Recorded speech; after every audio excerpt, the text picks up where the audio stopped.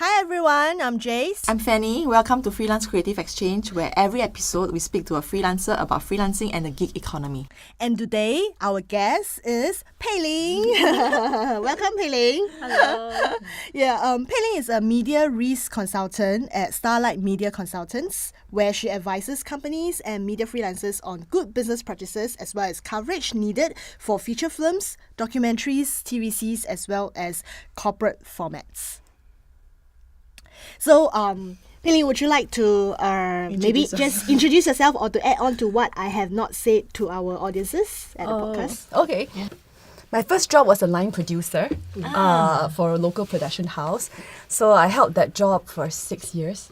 So I think through the experience, I met so many good friends in this industry. And also many of them now are, from doing very well in their business. Some are still freelancing, but I just thought that this is all a way of us giving back to the society. And I'm just so happy to, take on this journey with them. So one of the reasons is in our podcast series, a lot of our guests are actually freelancers themselves, right? So we spoke about the mindset, not being afraid of the new journey because this is, what you need to take on for the next 21st century skill set. So in that case, but I think a very important aspect of freelancers or freelancing career that we need to look at is really the insurance, the protection part of it, which is something that a lot of the freelancers are aware, right, but not exactly sure, what do you mean by this, and then how do you go about doing it. So hence today, we invited Pei Ling here to actually really share with us more, to kind of raise awareness that, is important for freelancers to start thinking about, how do you protect yourself, and also in that sense protect your family, so that, you make freelancing a much more enjoyable career, right? One of the things that we, of course, we think Pei Ling is very suitable for this is because not only her insurance background, which actually, is a very big part of protection, but also her media knowledges. Hence, a lot of the project that she's involved in has to do with the media industries. So maybe, Pei Ling, you want to share with us some of the, I would say, projects, or protection scheme that freelancers usually come to you for? Okay. So I think if you are embarking on the journey of being a freelancer, there are many things that you need to juggle. You need to spend enough time to grow your business. But more importantly, you also need to have the adequate insurance protection for yourself. Okay, as a freelancer, you may not have certain insurances that a full-time employee would get. Like, let's say, for example, all full-time employees in Singapore are covered under the Work Injury Compensation Act. What it means is that, let's say, as an employee, if you are injured while working, the company that you're working for is supposed to take responsibility for you in case you get injured. Now, what happens is that should you be injured due to accident or you fall sick because of certain job hazards that you are exposed to, your hospitalization bill will be paid and there will be compensation, a daily wage that will be, you'll still be earning your wages. So as a freelancer, you do not have that. So therefore, you have to plan for yourself what kind of insurance protection you will need to cover that portion of work injury in terms of your own work exposure. There are companies as well in Singapore and all over the world that they do have medical plans for their employees. So what it means is that, let's say if I need to take an MC, and maybe I need to be on MC for 3 weeks or something. So even your MCs and your medical bills can be claimed from the insurance that the company has purchased for everybody. Now, some people think, hey, isn't that, so maybe I should just be full-time employed. And if I'm a full-time employee, maybe I don't need to buy my own insurance. But that's not true as well, because all these insurance schemes are not portable, meaning that when you stop working for that company, you will lose that insurance. So then, by then, it may be too late for you to start sourcing for your own insurance if you have some pre-existing conditions already. So I think insurance is a form of self-responsibility, that you know yourself, you take care of your own health, and look for the kind of insurance that you will need for your life stage, and especially hospitalization plan, because that is something that you need to start as early as possible. So I guess you have been in the industry for quite some time. Have you seen a shift in the freelancers' mindset, towards insurance, and getting coverage for themselves? I answer that question in two parts. The first part is there are freelancers that move on and become business owners. Right. Yeah. Yeah. So I would say that then, in time to come, they move from a startup to where their business is more stable. So I think now, usually when the business stabilize, people tend to feel like, okay, I need to start looking into insurance. Yeah. I need to make sure that I'm protected, my crew is being protected, because now you're responsible for other people. And then maybe the broadcasters or whoever that engages you will say, hey, are you being insured? Yeah. So that all that creates an awareness that, and you do something about it. In recent years or so, there are more companies that are looking into insurance. We come across companies of all sizes actually. Like the bigger companies, the bigger production houses that is maybe have an employee of 30. We also have young startups as well that they say, hey, I'm going to start my business. So can you tell me what I need to get and what is affordable for me, and I can explore my options. So now, because I think there are more companies that is getting insurance, and I'm talking about maybe equipment insurance, public liability when you go out for shoots, a corporate travel insurance that covers all kinds of contingency when you go overseas. So the premiums are also getting lower for everybody, because I think insurers are then seeing, oh, okay, there is a demand. We can look into offering more affordable premiums, better terms and conditions for everybody. So it's like a win-win for everyone. Now, I think for somebody who is just a young freelancer starting out, so those are the good questions that you can ask yourself as well. How do I plan my business? How do I balance my budget? Maybe I need to set aside a little budget to see what kind of insurance coverage and just get the important things covered first. So recently, we also know that Ministry of Manpower, together with NTUC, has actually, get into this what we call the tripartite frameworks, for freelancers, right? And there's actually this news, I would say, announcement that this young startup company is going to launch this insurance against income loss for freelancers. Right. What do you think will be the take-up rate for insurance like this? Do you see a need for freelancers to actually, really consider this as an alternative, I would say, protection tool for themselves? What I understand is that there is one insurer that created an insurance product. And there are other insurers who say that they might do something similar, but they have not launched the insurance product yet. So it's good to wait and see what is being offered by them. Hopefully they come up with something soon. Now, looking at that particular product that's on the market now, it is called Income Protection for Freelancers. So what it does is that, let's say if a freelancer falls sick and is on MC, he or she will be able to claim up to 3 weeks of income replacement on a daily basis for up to 3 weeks. Now, if it's hospitalization, you could claim up to 12 weeks of hospitalization. That means you get a payout every day. The higher the payout amount that you have chosen, the higher your premium will be. Right. Yeah. So I think that is to answer the worry of a lot of freelancers that what if I am sick, I don't get an income meanwhile. So I think it's a very straightforward scheme, and the premium is it's not very high. But I would say that this is like a good supplement if you can afford the premium. It's a good supplement for whatever insurance that you need in the first place, like your hospitalization, personal accident, and your critical illness plans. Because if you look at the payouts, right, I would say that, let's say if I fall seriously sick, I would need something to cover my medical bills, but this insurance doesn't cover medical bills. It also doesn't cover long-term care. Because let's say, what if I suffer from a stroke? Like 12 weeks of hospitalization, I might not stay in hospitalization for be hospitalized for 12 weeks, but I would need long-term care for a long time to come. So you will still need to look at the traditional insurance products to see and balance out once again, looking at your budget, to have a more complete protection for yourself. So I would think that it's a good supplement, but it doesn't replace the necessary insurance coverage that you need.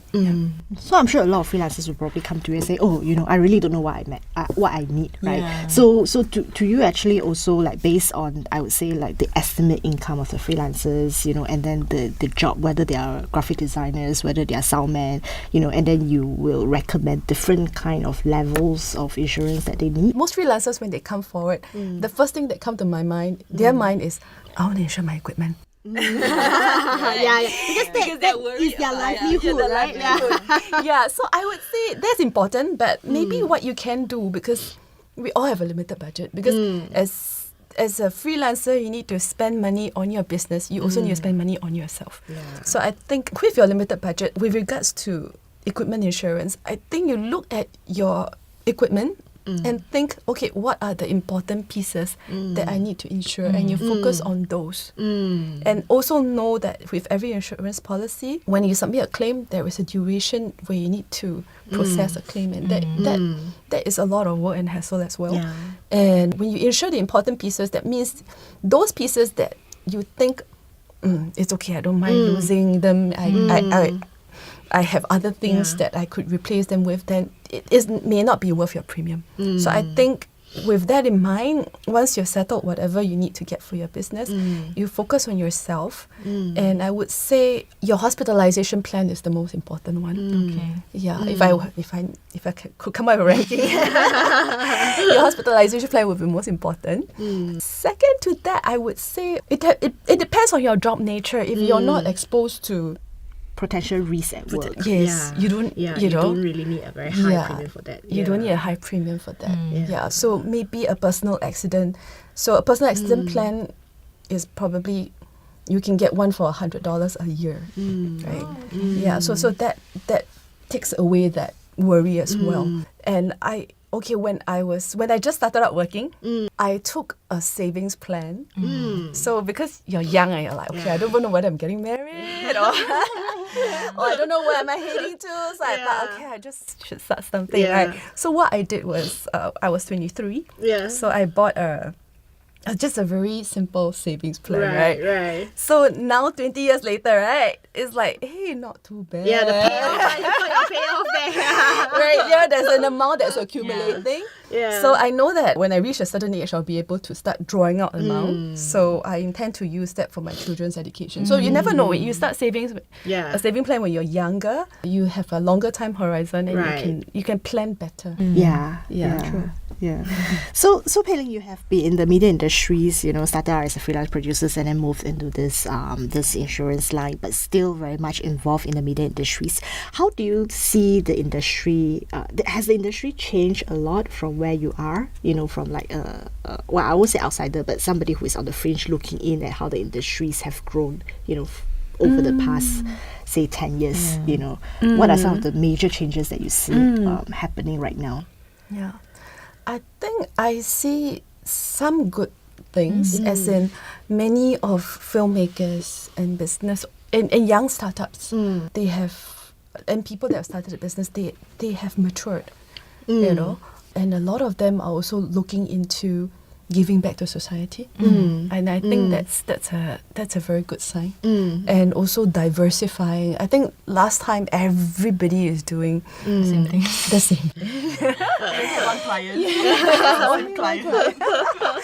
But now everybody is looking into their own skill sets and creating different pathways for themselves. Also looking overseas. So I think as Singaporean, we are not naturally risk takers, and we don't quite know what to say to people outside of our comfort zone. So I think that's something that we can do better with. Yeah, because I think back probably 10 years ago, we don't really see so many media studies courses in the schools as well. But today, right, all the polys, right, including the ITEs, the universities all have media courses. So one of the, I would say, worry about, when we interact with some of our media professionals is there are too many, such professional out there, right? And also with newcomers coming in, it always adds a certain kind of risk, right, to the industries, whether it's in terms of, the fee that they charge, the professionalism and all this. Do you actually see this happening from where you are? Do you get younger and younger freelancers coming to you, or they are relatively quite senior and stable in their freelance career? I think I see a mix.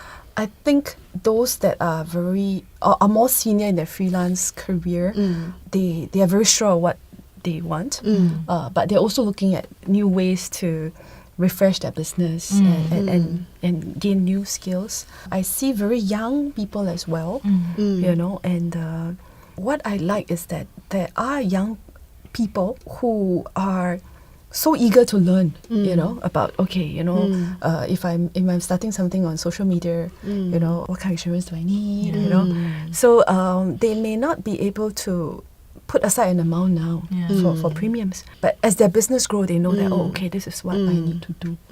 So that's actually a good sign as well, especially when you're younger. So what are some of the advice that you give to this group of new freelancers, as in from a financial stability perspective? What do you think they should actually do in terms of stabilizing their income, their career, and what kind of product should they actually even start considering right now?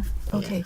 I think in terms of your business, if you have a small office space, I think what you need to get is an office insurance that sort of covers everything that is in-house. Because most of your laptops, your editing decks, cameras and all that, it will be stored in-house anyway. And these premiums are very low. So you start from very low base. And of course, you do bring some equipment out, but you don't bring everything out. So those equipment that you bring out then just insure the ones that I said before, the important ones. So that would settle your business. And then for yourself, I would say hospitalization, get a savings plan going. While you're young, right? It's much more affordable and all this. Yeah, and then the other thing I would say is, a shout out for those in their 30s and 40s. I think if you're in that age, you have more commitment in life. Yes. You're probably paying off your housing loan, you have children, or your parents are aging. So I think what you need to look into is also your own your own plan, your own plans, what you're going to do. Your freelance career has a timeline. Yeah. So what I would say is, when I was 35, what I did was I was looking at my own retirement. So what I did was I said, when I'm 55, I don't think I want to be worrying about bills and my own health and what if something bad happens to me, so I want some kind of security when that time comes. So I'm self-employed, so I don't contribute regularly to right. So what I did was I started a retirement plan. So that's on top of the $200 savings plan. So a retirement plan, that one, you need to work backwards. So what happened is that I wanted to start paying out to me monthly when I'm 55. So I'm 35 back then, right? So I have 20 years to work towards that goal. So I said, when I'm 55, I need this amount of money to keep you going. To keep me going. So at 35 for 20 years, what's the amount that I need to invest into that insurance policy just to reach that goal when I'm 55, right? So after working backwards, I thought, this is the amount that I need to put in. So it's a form of discipline for me. I don't spend every cent that I make, and it gives me a good perspective and a security to know that when that time comes, I can project what it will be for myself in the future. There's so many uncertainties, but I think you need to have certain things that are plugged in, and for sure it's going to help you as you age along. Yeah, I think that's important, because I think a lot of people actually, usually when they're younger, they always think that, I have a long way in front of me, so I'll worry about all this later. But until something happens, right? So I think it's important to give this a hard thought about this. In Singapore's context, what do you think about CPF? Oh my goodness. Oh, okay, that's like a tough question. Because we know a lot of them, they don't contribute, but yet the interest rates, provided by CPF is actually quite, a very stable and high rate. Yeah, but of course, the payout is you have to wait until you are susceptible to all the policy changes along the way. Yeah, so I mean, in general, all the freelancers you met before, do you think there are more freelancers in Singapore are inclined to contribute to CPF, or actually a lot of them are, not sure? I think generally, not only freelancers, but I think because the CPF scheme, there are changes along the way, and it is quite difficult for us to understand what it is. So I think for full-time employees, they just say, okay lah, anyway, I have to pay it. Whatever happens, it comes, Yeah. But I think as freelancers and self-employed people, I think we need to make an effort to understand how it works. And then you think whether it's something that you like, and then you could make your contribution then. Because the schemes do evolve. So you need to know what it is first. So if you have an insurance advisor, talk to the person. I would say be selective who you appoint as your insurance advisor, because there are tied advisors, meaning that tied advisors are people that only can sell the products of one insurance company. So let's say, which means that they have a quota to meet. And they may not be able to know what is the best product in the market. There are also advisors that are they are from independent advisories, so they can represent many different companies. But even then, they need to have you in mind when they plan for you, and not pushing for products. Yes, not pushing for products. But I think at the end of the day, the most important is I think freelancers should take out the responsibility of finding out more, because after all, it's their livelihood, right? And if they really see freelancing as a viable career for themselves, then they should actually have the responsibility to actually look at protection scheme as well.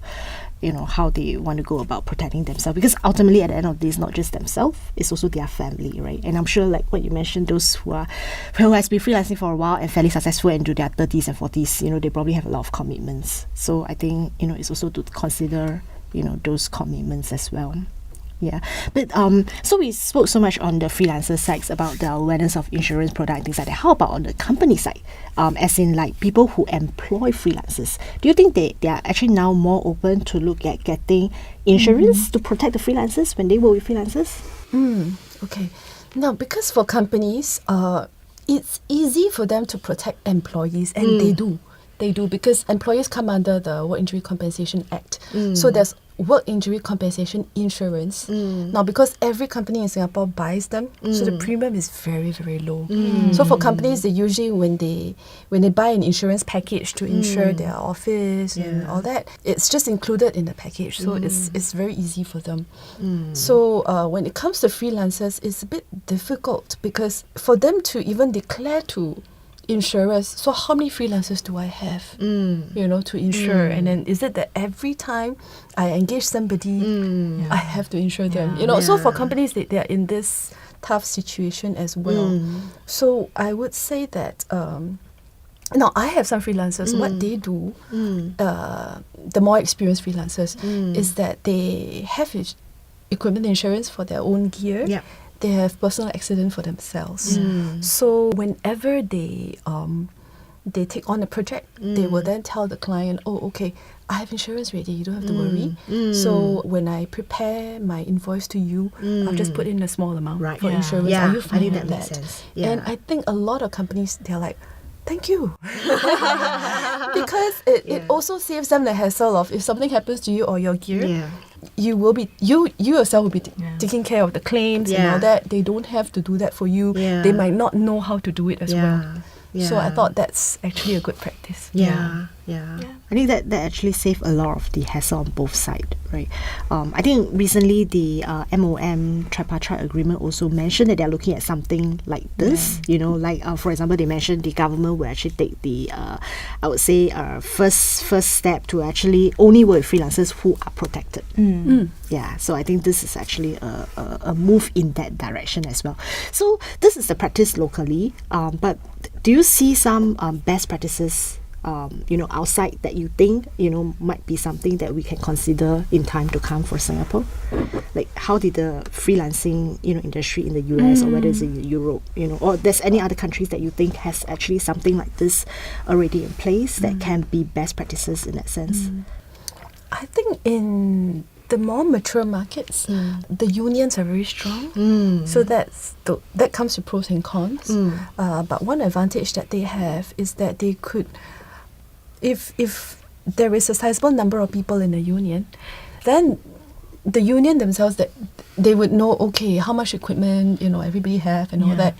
So then when you negotiate with the insurers, right, the premiums can be a lot lower because the insurers then know, okay, I'm not just issuing so many different insurance policy and keeping I have to keep processing the claims from so many different clients, but I'm just working with one party. So then the premiums can be a lot more affordable for everybody. So in time to come, maybe that is something that can happen in Singapore. Yeah, I think that is interesting because I think after all, freelancing is still quite, in that sense, considered quite nascent, especially in Asia.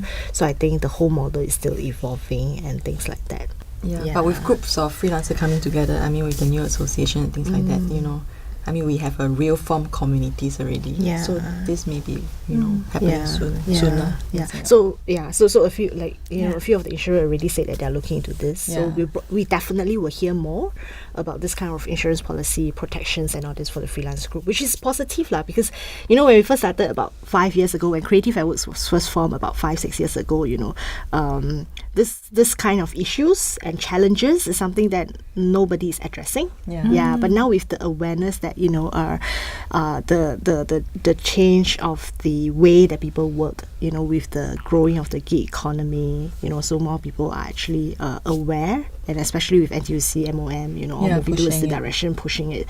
So I think now both, not only the individuals, right, are concerned about their protection, but I think the company as well, right? So it actually creates a lot of awareness on the company as well.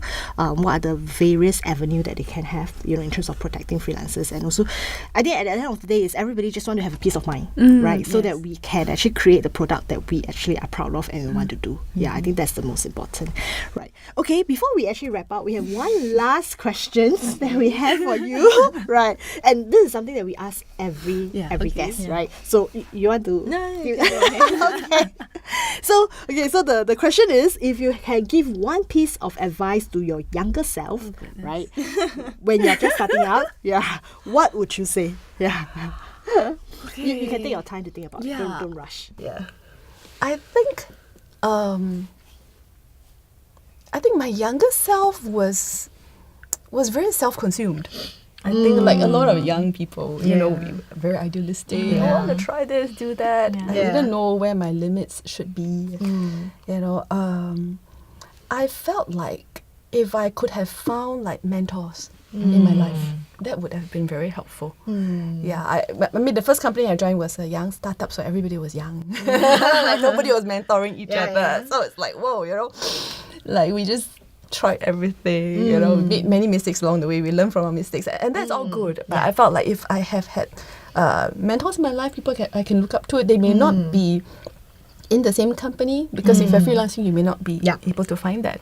But maybe have for yourself people whom you look up to. If you have in mind people that maybe I think this particular freelancer is very experienced. Don't be shy to say, hey, can I have coffee with you? How do you do it? And learn from people. And then keep up with them and just be able to share your worries. I think that helps so much. And then learning from people who are good role models in having good work-life balance. I think that's important too. Most importantly, health is very important. Yeah. All right, great. Thank you so much, Pei Ling, for joining us at this session. Thank you for tuning in to another episode for Freelance Creative Exchange. Subscribe to our iTunes and Spotify and leave us a review. Also, subscribe to our YouTube channel and leave a comment because we want to hear from you, and let us know the questions of the freelancer you want to hear from. Follow us at CreativesAtWork on Facebook and Instagram. Join us next time for a brand new episode of Freelance Creative Exchange. Okay, until then, bye. Bye. Thank you, Pei Ling.